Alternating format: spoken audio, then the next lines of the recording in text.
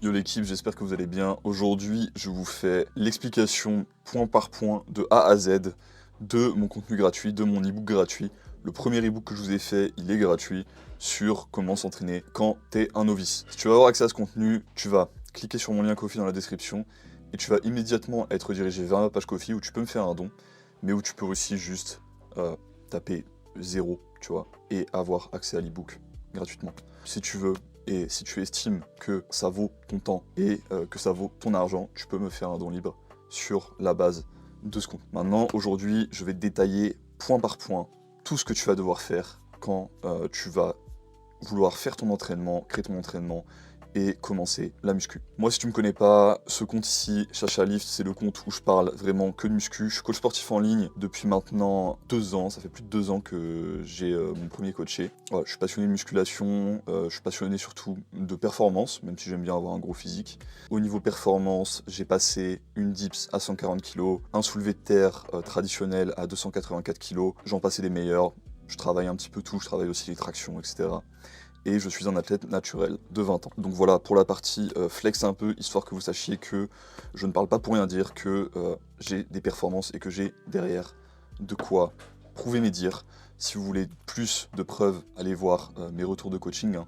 Il commence à y en avoir quelques-uns en interview. Vous avez une playlist entière avec des interviews avec tous les coachés. Je vous laisse visiter ça si vous voulez vous convaincre. Et on rentre directement dans le vif du sujet. On va commencer par la table des matières. Bon, déjà, introduction évidemment. Premier élément, si tu veux t'entraîner comme un novice, il faut que tu sois un novice. Parce que sinon, il va falloir que tu t'entraînes comme un débutant, comme un intermédiaire, comme un avancé.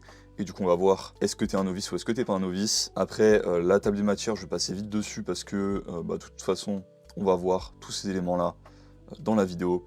Donc les principes de base de la musculation, c'est-à-dire comment ça a marché, comment les appliquer, surcharge progressive, fourchette de répétition, intensité, volume, temps de repos, tous les trucs où tu te poses la question, où tu regardes 3000 vidéos sur YouTube, ici je te donnerai toutes les informations. Le split, donc est-ce que tu vas faire un full body, est-ce que tu vas faire donc tout le corps en une séance, le haut du corps et le bas du corps, est-ce que tu vas séparer les choses comme ça, ou est-ce que tu vas faire des body part split, donc par exemple les épaules, puis les pecs, etc., comme certains go muscu un peu à l'ancienne ont pu peut-être te le recommander. On va rentrer en détail là-dessus aussi. La sélection d'exercices, après je vais te présenter 3 programmes préconçus et des outils pour les personnaliser, pour que tu puisses les adapter à ton propre profil. Ensuite, on va voir les 3 programmes en question et on va finir par conclure. Je vais aussi te faire 2 apartés dans la vidéo sur le tableau de PR et sur l'échauffement pour aller plus loin. Donc si tu as envie d'aller plus loin et de commencer ta carrière de go muscu novice avec une base qui pourra non seulement t'emmener jusqu'au débutant, voire intermédiaire, mais peut-être encore plus loin, il suffira que tu ajoutes ces 2 outils à ce que je te présente dans cet e-book et tu auras tout ce qu'il te faut. Déjà, le but de ce guide, c'est vraiment de te donner les bases de préparation physique pour derrière faire ce que tu veux. Donc que tu veuilles te développer un gros physique, être très fort par exemple pour un sport de combat, que ce soit du JJB, du grappling, etc., du judo, j'en sais rien, pour un truc à rien à voir, même de l'escalade, du sprint, ce livre, il vise à te donner les bases qui te permettront d'être fort et de faire l'entraînement en salle qui pourra t'amener vers tous ces objectifs-là. Donc évidemment, la base, elle va être plutôt généraliste, et après, si tu veux plus de personnalisation, plus de spécificité dans l'entraînement, déjà, moi je te le dis tout de suite, en tant que novice, c'est pas nécessairement pertinent, t'as autre chose à faire, entraîne-toi, tu verras après. Mais si tu es quand même un peu obsédé par ce truc-là, on peut en parler en consultation ou en coaching. Et pour ça, je te laisse me contacter. Mais je me répète, pour moi, pour un novice, c'est pas nécessaire. Laisse au moins ta première année de muscu se faire sur la base de ces principes-là. Et après, personnalise, spécialise, c'est toi qui vois. Donc je t'en ai déjà parlé un peu, mais qu'est-ce qu'un novice ? Un novice, pour moi, déjà, tu peux pas te référer aux critères de performance que tu vas avoir sur Internet. Ok, t'es un go muscu débutant, si tu peux faire 10 pompes, 5 tractions, etc. Ouais, t'es un mec intermédiaire, si tu peux faire 20 tractions. Non, tout ça, ça n'a aucun sens. Ton niveau n'est pas déterminé par ton niveau chiffré, ton niveau mécanique réel. Ton niveau, il doit être défini par ta vitesse de progression. Et ça, c'est essentiel. Pourquoi c'est essentiel ? Parce que si tu progresses super vite alors que tu as déjà, par exemple, un développé couché à 180 kg, peut-être que tu as une bonne génétique et une bonne méthode d'entraînement et des prédispositions qui font que tu n'es que intermédiaire, alors qu'un développé couché à 180 kg, c'est une performance de mec très avancé. Pour autant, si tu progresses, par exemple si tu as un développé couché à 60 kg à l'opposé, mais que tous les ans tu rajoutes 5 kg, ben, tu progresses comme un mec avancé.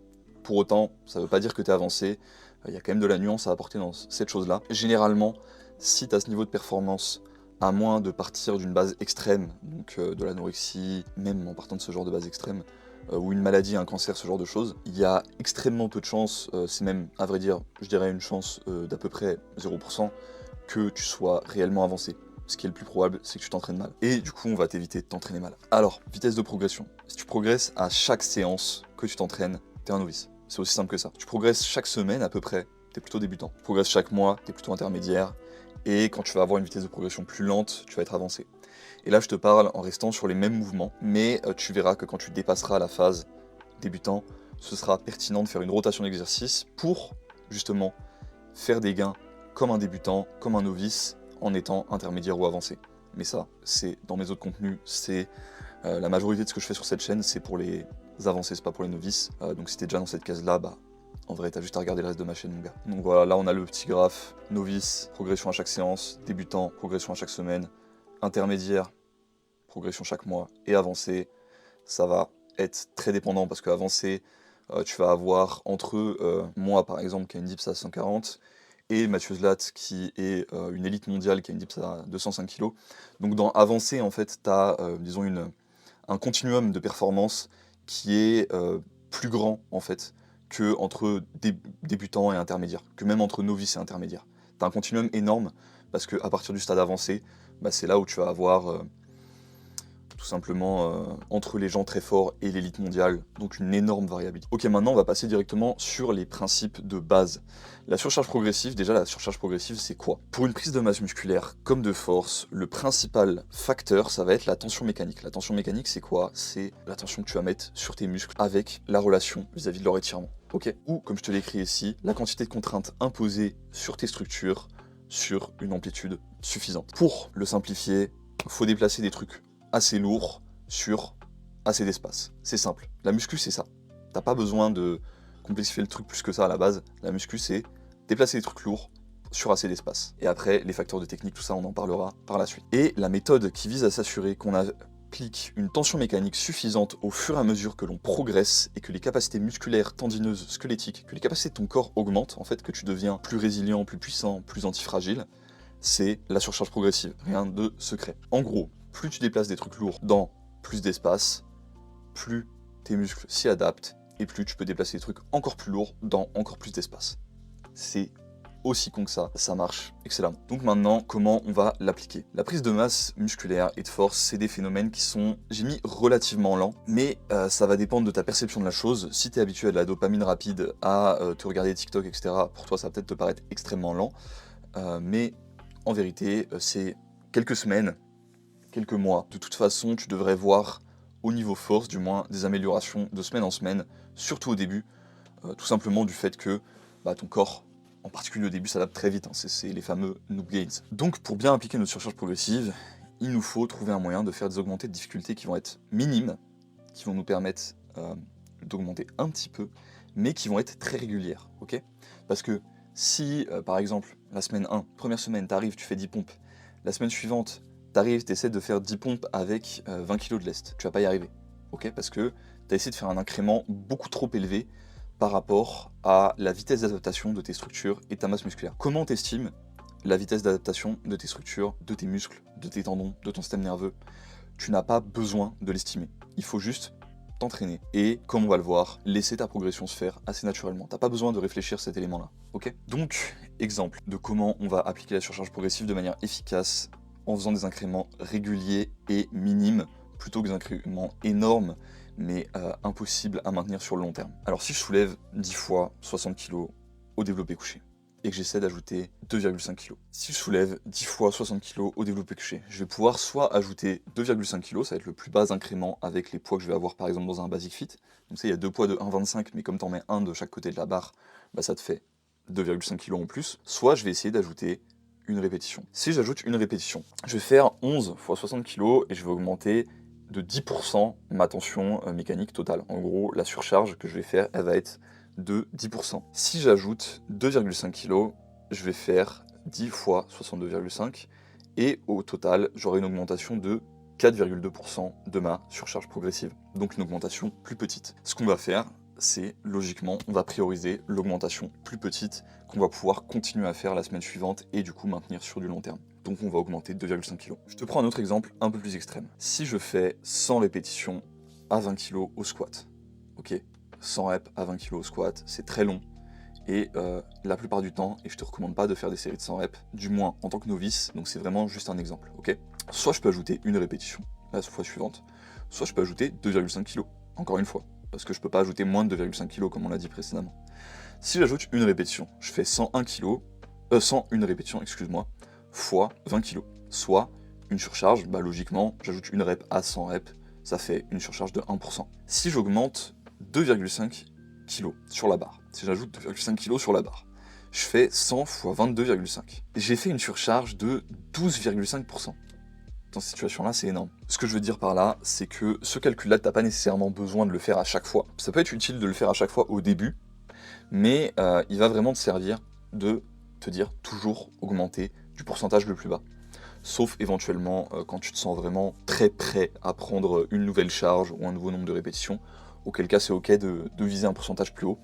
Mais je te dirais quand même, de semaine en semaine, de prioriser les pourcentages les plus bas, peut-être 95% du temps, tu vois. Donc voilà, conclusion, on va généralement privilégier les incréments de pourcentage les plus bas afin d'avoir une progression qu'on peut répéter de séance en séance, plutôt que d'essayer de rajouter beaucoup en se laissant porter par notre ego, parce que l'ego ça va être à la fois notre allié en muscu, parce que la muscu j'en ai déjà parlé à maintes et maintes reprises, mais c'est un sport d'ego, hein. Si tu veux progresser il faut de l'ego, mais si tu te laisses vraiment porter par l'ego, tu vas progresser plus lentement que prévu parce que tu vas essayer d'augmenter trop vite et tu vas faire n'importe quoi. Maintenant, les fourchettes de répétition. Combien de reps je fais? Bon, vous m'excusez, on a eu un petit accident avec l'éclairage, la lampe est un petit peu fatiguée. Reprenons notre programme. Donc les fourchettes de répétition, généralement, on va te demander comment je sais si je prends de la force, de l'endurance ou du muscle. Toi, généralement, quand tu vas à la salle, ton but, ça va être de prendre du muscle. Si tu suis quelques influenceurs fitness, t'as déjà essayé de suivre un programme et t'as dû remarquer qu'en général, t'as un différent nombre de répétitions qu'on te recommande selon ton objectif. Donc, t'as dû voir déjà ce genre de schéma-là, tu vois. Donc, schéma assez classique. Tu vas faire 1 à 3 reps, ça va être de la force. Tu vas faire 3 à 5 reps, on sait même pas ce que c'est. Tu vas faire 5 à 12 reps, ça va être de l'hypertrophie. Et plus de 12 reps, ça va être de l'endurance. Ça, c'est de la grosse connerie. Pourquoi? C'est basé sur littéralement zéro étude. Tu vois, genre, t'as pas d'études qui te montrent que le fait de travailler de cette manière-là a ces résultats-là. Alors que par contre, on a des études, des résultats objectifs qui nous montrent que entre 3 et 30 reps, voire plus de 30 reps, on a les mêmes, et je dis bien les mêmes quantités d'hypertrophie, c'est-à-dire de prise de masse musculaire, quel que soit le nombre de répétitions, mais tant que tu es à la même proximité de l'échec.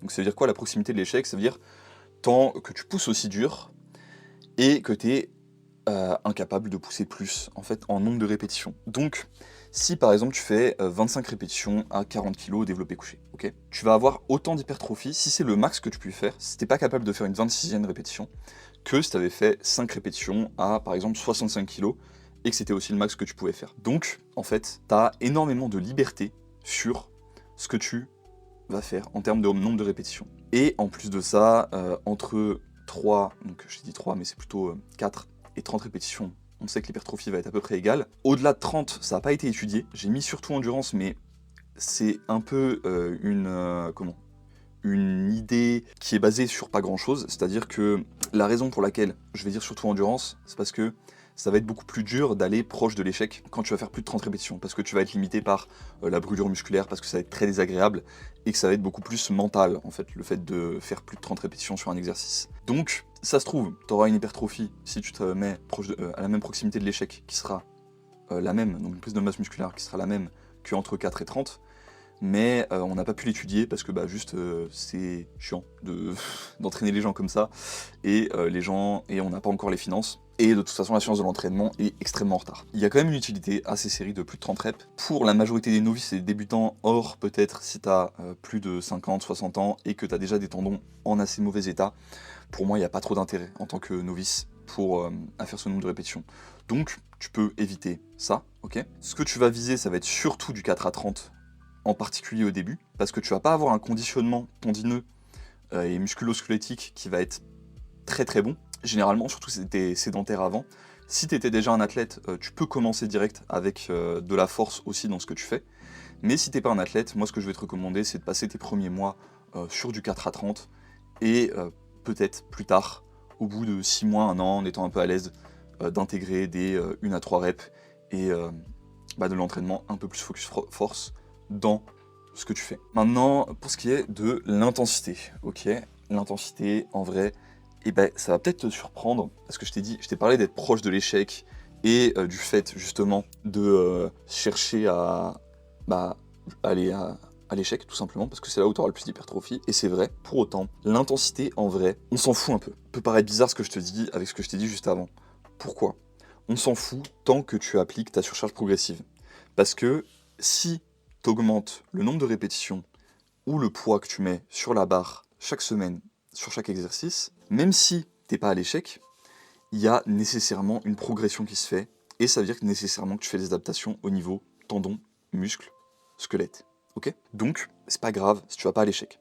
Par contre, naturellement, le fait de chercher à augmenter la charge et le nombre de répétitions chaque semaine va faire qu'il y a probablement un moment ou l'autre où tu vas arriver à faire de l'échec. Et c'est très bien. Si tu arrives à ce point-là, tant mieux. Tu vois, c'est une bonne chose. Et en tant que novice, faut quand même être honnête, ton corps récupère très très bien.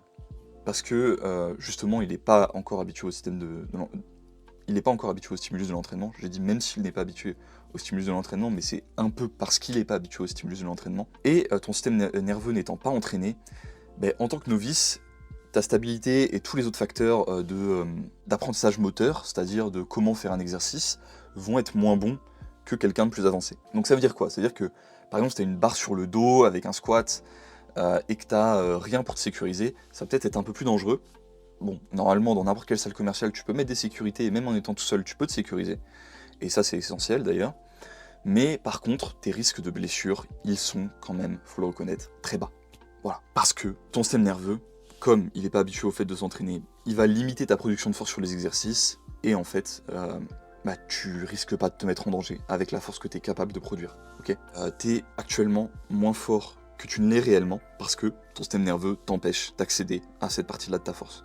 Et si tu veux y accéder, faut juste que tu pratiques, c'est tout. Donc, la conclusion, c'est que si tu veux mettre de l'intensité, c'est sûr que tu vas en bénéficier. Si tu veux aller à l'échec, c'est sûr que tu vas en bénéficier, et moi je te le recommande. Mais le plus important, c'est que tu fasses ta surcharge progressive. La base, c'est la surcharge progressive, ok ? Maintenant, on va parler très très très rapidement du RPE pour estimer l'intensité. Généralement, si tu fais un effort qui est vraiment trop bas, tu risques d'avoir un stimulus quand même plutôt mauvais. Donc ça va être tout ce qui va être dans le domaine des niveaux d'effort de 1 à 6 sur 10. Ok ? Parce que dans ces niveaux d'effort-là, il te reste tellement de répétitions la plupart du temps que en fait tu fais pas grand chose, tu vois. Et généralement quand tu vas être 7 à 10, donc sur la majorité des exos, ça va être qu'il te reste entre 3 et 4 répétitions, enfin entre 4 et 0 répétitions du coup, tu vas avoir un stimulus qui va être généralement plutôt bon. Tu peux aussi utiliser le mode, donc RPE c'est pour Rate of Perceived Exertion, donc ton niveau d'effort perçu entre 1 et 10. Le RIR, c'est le nombre de répétitions en réserve. C'est généralement un outil plus facile à utiliser et à prendre en main pour les débutants. Moi, généralement, ce que je te dirais, c'est d'essayer d'avoir entre 0 et 4 répétitions en réserve maximum. Mais généralement, tu peux aller à 0 répétition en réserve. Si t'aimes bien, tu vois, pousser fort, aller dur. Si t'es un peu plus sensible là-dessus, en vrai, il faut que tu apprennes aussi à kiffer ça. On en parlera plutôt à la fin, dans la conclusion, sur l'aspect psychologique du truc. Maintenant, sur ce qui est du volume. Combien de temps, combien de séries, voilà, tout ça. Alors, le volume idéal pour un entraînement qui va être proche de l'échec ou à l'échec, il va se trouver autour de 4 à 8 séries de travail par groupe musculaire par semaine. Ça peut paraître pas beaucoup, il y en a qui vont dire qu'il faut beaucoup plus, etc. Mais science ne se base que sur des novices. Le truc, c'est qu'en tant que novice, t'as pas forcément l'énergie mentale et le temps à attribuer à la salle là-dessus. Si tu veux en faire plus, tu peux, mais tu vas prendre des mauvaises habitudes pour quand tu seras plus avancé. Donc moi je te recommande de rester entre 4 à 8 séries de travail par groupe musculaire par semaine. Et en tant que novice, il faut savoir que tout fonctionnera, ok ? Donc on va plutôt commencer avec le minimum de volume effectif que le maximum. Pour gagner en efficacité et sur d'autres qualités athlétiques que la masse musculaire, comme le contrôle moteur, on va privilégier des mouvements polyarticulaires, donc des mouvements qui mettent en marche plusieurs articulations par exemple une pompe. Une pompe, tu vas avoir ton poignet qui va être recruté, tu vas avoir ton coude, et la flexion du coude, ça va être évidemment le triceps, et ton épaule, donc la flexion de ton épaule, ça va être à la fois ton avant d'épaule et tes pectoraux, par exemple, sur le plus gros de notre volume, donc pompe, squat, développé couché, dips, traction, tous ces mouvements-là, tirage vertical si tu peux pas faire de traction, et par contre, les exercices, en plus, les petits exercices, on va en faire. Tout ce qui est curl biceps, extension triceps, tous ces trucs-là, c'est très bien, faut en faire. Élévation latérale, c'est très bien. Mais c'est un peu le glaçage, tu vois. C'est, disons, la couche par-dessus pour faire un beau gâteau, tu vois. Donc, en général, avec l'approche que je te dis, selon le temps de repos que tu vas prendre, à quel point tu discutes avec les gens à la salle, tu peux t'entraîner entre 45 minutes et 2 heures par séance, ok ? Ça va dépendre aussi du nombre de séances que tu vas faire dans la semaine et tout ça. Mais ça, on revoit aussi un petit peu après. Combien de séries par groupe musculaire par semaine? Comme je t'ai dit, 1 à 4, tu vas déjà progresser. 1 à 4, ça va déjà être correct. Mais bon, c'est un peu insuffisant, on va pas se mentir. 4 à 8, ça va être à peu près la zone optimale. En vrai, 9 à 20, tu peux t'en sortir si tu es intelligent sur la manière dont tu utilises ton volume. Mais voilà, c'est un peu de la micro-optimisation, donc gagner 1% quand t'es novice, c'est pas trop le moment. Ensuite, au-delà de 20, généralement, ça va être vraiment trop, tu vois. Genre là, 30... faut arrêter. Combien de fois par semaine travailler chaque groupe musculaire? Si tu les travailles une fois par semaine, chaque groupe musculaire, donc par exemple que tu fais une séance haut du corps, une séance bas du corps, c'est bien, mais tu pourrais vraiment faire mieux, ok? Si tu les travailles 2 fois par semaine, donc par exemple 2 séances tout le corps, 2 séances full body, là ça va être assez idéal, et en vrai ce qui est en théorie idéal d'un point de vue progression, ce serait de faire 3 fois chaque groupe musculaire par semaine, mais ça c'est la théorie. En pratique, c'est généralement pas praticable, on va pas se mentir, que ce soit pour des athlètes débutants, avancés ou quoi. Éventuellement, si t'es débutant, tu peux, mais voilà, c'est vraiment pas ce qu'il y a de plus rentable, et moi, je te recommande pas, ok? Ensuite, on va parler des temps de repos. Donc pour ce qui est du temps de repos, la réponse, c'est que j'ai pas de réponse, ok? Ton corps, c'est une machine qui est beaucoup trop complexe pour que je te dise repose-toi 2 minutes, repose-toi 10 minutes, repose-toi 5 minutes, mais je vais quand même te donner des guidelines, c'est-à-dire des guide, des conseils à peu près pour que tu puisses faire. Déjà, la musculation, si tu veux bien progresser, il faut prendre des temps de repos longs, comme avec la force. Ça, je sais, il y a plein de gens qui vont dire le contraire, qui vont dire que oui, mais il faut faire du pump pour l'hypertrophie sarcoplasmique et myofibrillaire et je sais pas quoi. Les mecs qui vous parlent de ça, généralement, ne savent pas de quoi ils parlent. Et ce qui va être peut-être 98% de ton hypertrophie, elle va venir de recruter toutes tes fibres musculaires et avoir suffisamment de tension mécanique, ok? Comment tu recrutes toutes tes fibres musculaires? Comment tu as assez de tension mécanique? Tu prends des temps de repos longs. Tu veux en particulier recruter tes unités motrices à haut potentiel de force, donc les fibres musculaires qui sont les plus efficaces, parce que c'est celles qui vont avoir le plus gros potentiel de grossir en fait, et donc c'est celles qui vont te donner des gros muscles, et c'est aussi celles qui vont prendre le plus de temps à récupérer, du coup naturellement. Donc moi ce que je te dirais, c'est que si t'es novice, faut que tu vises minimum, et je te dis bien minimum, 3 minutes de repos sur tes gros mouvements, tes mouvements polyarticulaires, squat, pompe, développé militaire, développé couché, etc. Et tu peux prendre autant que tu veux au-delà de ça. 5 à 20, personnellement je prends entre 5 et 20 minutes entre mes séries. Oui, ça m'arrive de prendre 20 minutes. Après, moi, je suis dans l'extrême, parce que je suis dans une quête de performance et de force, donc je te dis pas de prendre exemple sur moi. Mais généralement, 5-6 minutes, c'est complètement raisonnable, et voilà, les gens progressent bien en faisant ça. Sur tes petits mouvements, généralement, je te dirais de prendre minimum 2 minutes. Je comprends que ça puisse être chiant de prendre plus, ce serait cool, si tu peux, de prendre plus, mais faut pas trop te prendre la tête. Si tu prends 2 minutes, c'est déjà bien. Donc après, je t'ai fait une petite charte pour t'expliquer ça, hein. 1 à 3, généralement insuffisant, 3 à 20, généralement ça va être pas mal, et plus de 20 minutes, hors record du monde, où tu vas vraiment juste passer 20 minutes à te concentrer, tu vois, pour faire un record de fou, etc. quand t'es très avancé, c'est pas trop nécessaire. Donc si t'es novice à la salle, ça va pas être nécessaire pour toi, clairement, tu peux skip ça. Et le 1 à 3, je veux vraiment pas que tu le fasses. Sur les petits mouvements, en vrai, ça va être pareil. Maintenant, au niveau de ton split, ça va être assez simple. Le split, ça va définir la manière dont tu vas répartir tes entraînements, ok? Sur l'échelle d'une semaine, après, tu peux avoir des splits qui ne respectent pas le mode de la semaine. Donc des gens, par exemple, qui vont faire un jour on, un jour off, un jour on, un jour off. Du coup, tu vois, ça va leur faire une répartition des entraînements, par exemple, sur 8 jours au lieu de 7. Après, voilà. Si tu as des obligations dans la vie, si tu as un taf, si tu as des choses régulières, peut-être mieux pour toi d'avoir quelque chose de régulier dans ta semaine. Et moi, c'est là-dessus que je vais me baser, ok, pour te faire un split pertinent. Donc, le split le plus pertinent, c'est celui qui va nous permettre 3 choses. Déjà, avoir suffisamment de jours de repos, ok. c'est quand on se repose que le muscle il se construit, c'est pas à la salle. Donc il faut se reposer, il faut faire dodo, il faut bien manger, il faut passer du temps à marcher, à méditer, enfin, faut se reposer, tu vois. Méditer c'est pas essentiel, hein, mais en gros faut se reposer. Voilà. Ne pas avoir des entraînements excessivement longs, sinon l'effort il va trop diminuer sur la fin. Alors évidemment il y a quelques exceptions là-dessus. Il y a des athlètes avancés, donc parmi les gens que je coach par exemple, qui font des entraînements full body, qui font des entraînements de 4-5 heures. Mais voilà, surtout quand t'es novice, t'as pas la solidité mentale pour encaisser ce genre de choses, et c'est normal, et c'est pas pertinent pour toi de toute façon, parce que t'es pas à un stade où t'as besoin d'entraînement aussi long et aussi développé pour progresser, donc voilà, ça sert à rien. Mais ouais, donc ne pas avoir d'entraînement trop long, et entraîner nos groupes musculaires 2 fois par semaine, comme je te l'ai dit, avec la fréquence, ok? Dans le cas d'un novice, le plus pertinent pour moi, ça va être du full body 2 fois semaine. T'entraîner 2 fois par semaine sur 2 séances qui vont durer plutôt autour de 1h30, 2 heures idéalement, c'est largement suffisant, où t'entraînes l'entièreté de ton corps. Quand je te dis 1h30, 2 heures, ça peut faire peur, tu te dis putain je vais douiller pendant 1h30, 2 heures, j'ai pas l'habitude, mais rappelle-toi ce que je t'ai dit sur le temps de repos. Sur ces 1h30, 2 heures, tu vas peut-être passer 20 minutes à t'entraîner. Le reste ça va être t'échauffer, prendre du repos, ok? Donc au final, ça va. Si tu veux t'entraîner un peu plus que ça, si tu as envie de te faire 4 séances semaine par exemple, encore une fois, tu auras peut-être des résultats marginalement meilleurs, mais en tant que novice, tu pourras progresser très très bien avec 2 séances semaine. Faut vraiment pas trop réfléchir le truc. Faire un half body avec 4 fois semaine, 4 entraînements semaine, peut fonctionner très bien aussi. Voilà. Donc 2 séances où tu entraînes le half body, ça va être 2 séances où tu fais haut du corps et 2 séances où tu fais bas du corps. Ok. Même si moi je fais aussi un peu d'autres choses. Voilà. Si tu es curieux vis-à-vis de ça, je fais des fois de l'entraînement intuitif tous les jours. Voilà. Je te laisserai regarder ma chaîne, c'est vraiment pas le sujet du jour. Sur la sélection d'exercices, on va privilégier, comme je te l'ai dit, les exercices polyarticulaires, évidemment.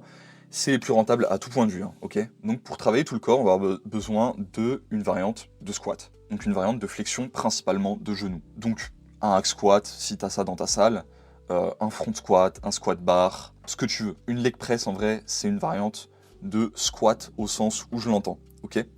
Donc il faut juste prendre la variante qui te fait le plus kiffer à progresser. Une variante de soulevé de terre, donc une variante de flexion de hanche principalement. Donc ça peut être du soulevé de terre conventionnel, du soulevé de terre roumain, ça peut être les mêmes exercices à la Smith Machine si tu te sens plus à l'aise dessus, ça peut être du good morning, ça peut être plein de choses. Et j'ai pas envie de te perdre, mais généralement le plus simple, quand t'es débutant, que tu sais pas trop quoi faire, à moins que t'aies peur de l'exercice, auquel cas tu peux le faire, tu peux faire un autre exo, mais ça va être le soulevé de terre conventionnel ou le soulevé de terre roumain. C'est les plus simples généralement à apprendre et les plus efficaces, les plus rentables. Ensuite, une variante de presse horizontale, donc tout ce qui va être dips, pompe, développé couché, ça va te permettre à la fois de travailler tes pectoraux, ton avant d'épaule, et tes triceps, cette zone-là. Donc très très rentable, très efficace et dans un angle. Ensuite, une variante de presse verticale, ça va travailler tes triceps mais un peu différemment et ça va travailler beaucoup plus tes épaules. Donc pas que ton avant d'épaule mais aussi ton milieu d'épaule, en particulier si tu l'as fait derrière la nuque.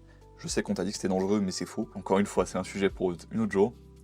Donc de l'overhead press, des pompes en équilibre, des pike push-up, enfin t'as vraiment, encore une fois, énormément d'options. Des variantes de tirage horizontal, donc tirage horizontal, ça va être tirage comme ça, tu vois. Toujours un horizontal, vertical, c'est vraiment, tu vois, c'est vraiment très simple. Donc, rowing, traction australienne, tirage à la poulie, etc. Et une variante de tirage vertical, donc des tractions, si tu sais en faire, c'est bien. Que ce soit pronation ou supination, c'est pas grave. Un tirage avec une poulie haute, sinon, et etc. Donc, on va chercher à avoir 2 variantes de chaque pattern, type de mouvement, par semaine, et ça va être aussi simple que ça. Ok, donc maintenant, comment on va mettre ça en application? Donc là, tu vas avoir les 3 programmes préfaits et personnalisables pour toi. Je t'ai mis 2 full body et 1 upper lower. Donc ça, je te laisserai aller checker en soi l'e-book si ça t'intéresse. C'est aussi là où je passe vite fait sur l'échauffement. Alors j'ai pas une explication complète parce que en vrai l'échauffement, c'est assez, faut rester sur des choses assez basiques. Je te fais la partie maintenant sur l'échauffement. Tu fais tes mobilisations articulaires comme en EPS, tu fais tous ces trucs là. Tu fais en sorte que le liquide synovial il arrive un petit peu partout dans les articulations, tu vois. Le liquide synovial c'est en gros qui va graisser tes articulations comme tu graisserais les rouages d'une machine et qui va empêcher que tu te blesses. Tu marches un petit peu pour monter le rythme cardiaque et ensuite tu vas échauffer spécifiquement l'exercice que tu comptes faire dans la séance. Tu feras peut-être des échauffements un petit peu plus avancés quand tu deviendras aussi un petit peu plus avancé, mais pareil, là-dessus, les gens ont tendance à généralement un peu overthink, un peu trop réfléchir ce truc-là. Les gars, l'échauffement, ça n'a pas besoin d'être extrêmement complexe, ok? Voilà, donc pour ce qui est de la mise en application donc des programmes personnalisables et préfaits, je te laisserai aller les regarder si ça t'intéresse. Si tu as besoin de conseils là-dessus, tu peux m'envoyer un message, etc. Évidemment, je te répondrai. Si tu as juste une ou deux questions là-dessus, il n'y a pas de souci, je te répondrai, je prendrai de mon temps. Si tu veux être suivi, être coaché, ce qui pourrait t'aider et t'éviter des erreurs, surtout techniques, et généralement, je te le dis, les gens qui progressent le plus en coaching avec moi, c'est ceux qui m'envoient le plus de vidéos de leur entraînement. Donc voilà, je comprends aussi si t'es pas à l'aise avec ça, mais c'est vraiment un outil excellent pour progresser, de voir ce que tu fais. Ok ? Passons cette phase-là, et maintenant, on va parler un petit peu de la conclusion. Ok ? 3 choses. Adhère, applique et ascend, donc transcende. Ok ? Comment tu vas faire ces 3 choses? Donc, si tu veux tirer tous les bénéfices que tu peux de ton entraînement, il faudra non seulement t'entraîner, mais aussi développer une relation saine avec ta pratique. Dans un premier lieu, il te faudra certes développer un peu de discipline, ok ? Donc, te forcer même quand t'as pas envie, aller à la salle, faire tes séances, finir ta séance, faire les exercices, même s'il y en avait que t'avais pas envie de faire. Mais c'est pas la discipline qui va faire que tu vas continuer à t'entraîner et progresser sur le long terme. Ce qui va faire que tu vas progresser sur le long terme, ça va être l'adhérence. Et putain, je vais le souligner, le surligner s'il faut, mais voilà, c'est ça, tu vois, c'est vraiment ça, c'est essentiel. Et tu vas me dire, comment je maximise cette putain d'adhérence? Et c'est une putain d'excellente question, mon gros. Alors, j'ai 3 conseils pour toi pour maximiser l'adhérence. Le premier, ça va être favoriser un entraînement qui te rappelle de t'entraîner. Un environnement qui te rappelle de t'entraîner, excuse-moi. T'entourer de potes qui font du sport, tu vois, genre discuter avec les gens à la salle si tu le peux. Éventuellement, si à côté de la salle, t'as besoin d'un truc qui te motive pour ça, ça peut être avoir un coach, ça peut être participer à un cours co, ça peut être plein de choses.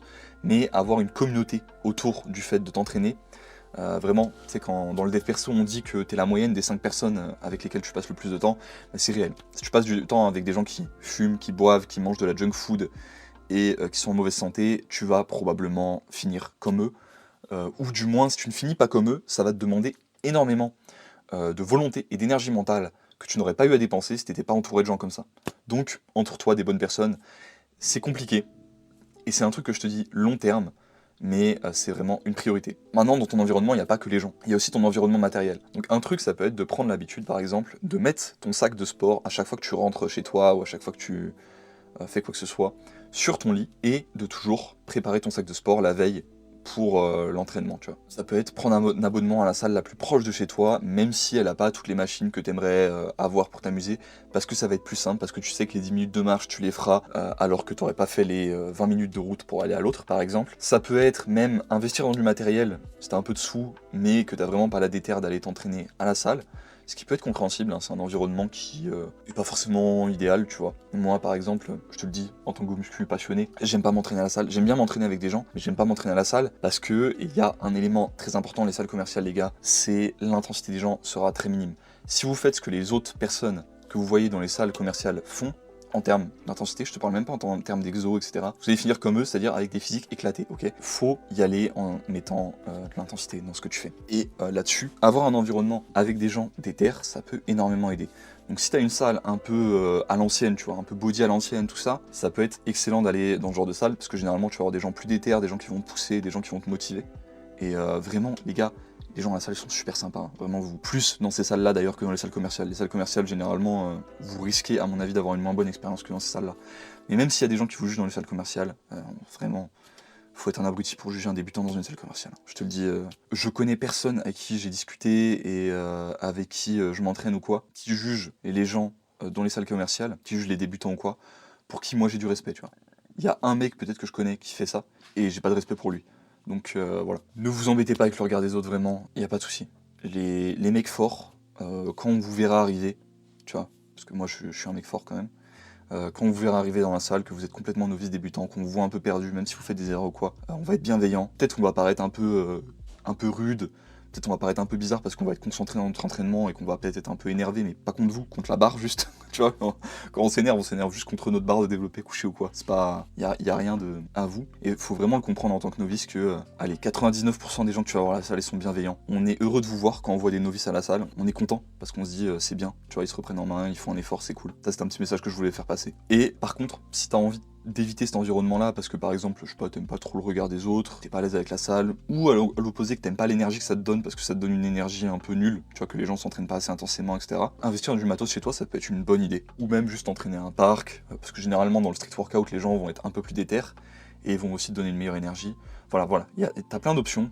Faut trouver le truc qui est le plus praticable et le plus immédiat pour toi, ok? Ensuite, le deuxième élément, ça va être de faire ce qui te donne envie. Personnellement, je suis pas un grand fan des machines, encore que je les utilise pas mal, par exemple, pour les jambes, parce que moi j'ai tendance à avoir... quand tu vas travailler avec une barre, par exemple, tu vas avoir beaucoup de chargement axial sur ta colonne, et quand tu commences à être très fort sur ces mouvements-là, ça peut être un peu trop de fatigue, et travailler avec des machines, par exemple, moi ça va me permettre d'isoler un peu plus mes guibolles, tu vois, sans me fatiguer la colonne. Donc les machines, personnellement, je suis pas un grand fan, parce que esthétiquement, je trouve pas ça agréable et tout, tu vois. Genre, je trouve ça moins fun de progresser sur des machines que de progresser à la barre.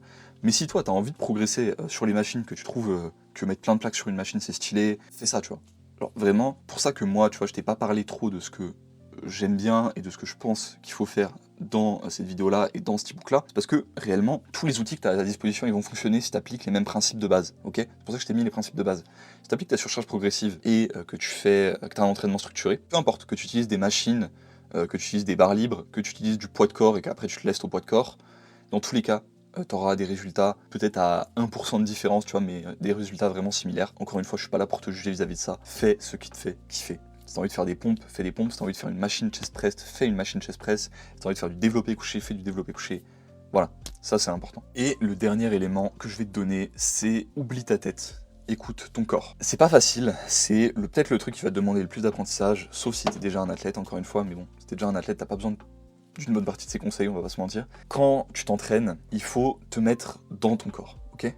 Il faut rentrer dans l'énergie de ton corps. Alors il y a des choses qui peuvent t'aider avec ça. Ça peut être la musique, ça peut être de prendre une douche froide avant l'entraînement. Moi je suis personnellement pas fan des douches froides dans l'aspect santé, mais pour ça, ça peut être utile. Tout ce qui va te permettre en fait d'oublier ton dialogue interne et juste de te concentrer sur l'action que tu fais dans l'instant et de juste te concentrer sur le fait de pousser fort et en fait d'être dans le moment, d'être dans l'instant, ça va te faire beaucoup plus apprécier ce que tu fais. In fine, comme tu vas plus apprécier, tu vas plus facilement mettre de l'intensité et tu vas plus facilement progresser. Et en fait, c'est ça le plus important, tu vois. Tu vas vraiment finir par voir ça comme à la fois un peu une forme d'ivresse, tu vois, le fait de t'entraîner. Une forme d'ivresse, donc un kiff, en fait, un moment de kiff. Et en plus de ça, un peu un jeu vidéo, tu vois, où tu prends des points d'XP à chaque série que tu fais et à chaque moment où tu te concentres pour bien faire les choses. Donc vraiment, vois ton entraînement comme un jeu où tes séries, c'est des points d'expérience et ta surcharge progressive, à chaque fois, c'est un level up. Je pense que tout a été dit pour aujourd'hui les mecs. Si après avoir appliqué tout ça pendant 6 mois, 1 an, tu commences à stagner, moi je commence à préparer des contenus. Évidemment, je compte faire d'autres e-books qui cette fois-ci par contre, je vais pas te mentir, ne seront pas gratuits parce que moi ça me demande beaucoup de travail, tu vois. Je travaille avec une illustrateuse, je peux pas me permettre de faire que des produits gratuits comme ça, donc celui-ci il est gratuit et parce que j'estime que en tant que novice, tu ne devrais pas avoir à payer pour les informations que tu as besoin pour t'entraîner. En tant que novice, tu devrais avoir tout à disposition, tout gratuitement. Mais par la suite, quand on ira plus loin, voilà, j'en ferai quelques petits e-books payants. Et en attendant, si tu veux des conseils, je me permets de refaire ma pub parce que voilà, je te donne beaucoup de valeur gratuitement, j'estime que c'est fine. Consultation, coaching, c'est les deux services que je te propose. Et écoute, j'espère que la vidéo t'a plu, j'espère que ça a pu te donner un peu de clarté dans la manière dont tu vas t'entraîner maintenant. Voilà, pour te rappeler un peu la progression que j'ai faite sur les 3 premières années de muscu, et encore aujourd'hui je suis mieux que ça parce que cet e-book il a déjà près d'1 an. Mon gars, si t'as aimé la vidéo, abonne-toi, lâche-moi un petit like, ça me ferait un grand plaisir. N'hésite pas à partager ça avec tes potes qui ont envie de se mettre à la salle. Passe une excellente journée gros, je te souhaite de kiffer ton expérience, je te souhaite vraiment de te mettre à t'entraîner et de te mettre à kiffer l'entraînement parce que c'est incroyable de s'entraîner, putain. Juste, moi j'ai envie de te partager cette énergie parce que mec, c'est un kiff pour moi à la salle et pour tous les gens que je connais qui le font aujourd'hui. Et c'est ça que ça devrait être, tu vois. Si t'aimes pas ça, le fais pas. Ça c'est aussi un élément dont j'ai pas parlé, mais si t'arrives à un point où au bout de plusieurs mois, t'as essayé, t'as discipliné, t'as testé différents trucs, t'as gamifié ton machin et que la salle ça te plaît toujours pas, que ça t'amuse pas, que ça te fait pas kiffer, que ouais tu vois que ton physique progresse mais tu te dis bah t'es pas obligé de continuer gros. Faut aussi vraiment faire ce qui te fait kiffer, juste aie confiance en ton instinct, fais ce que t'aimes et je te souhaite de kiffer ton expérience, de kiffer ton chemin et je te souhaite une excellente journée gros.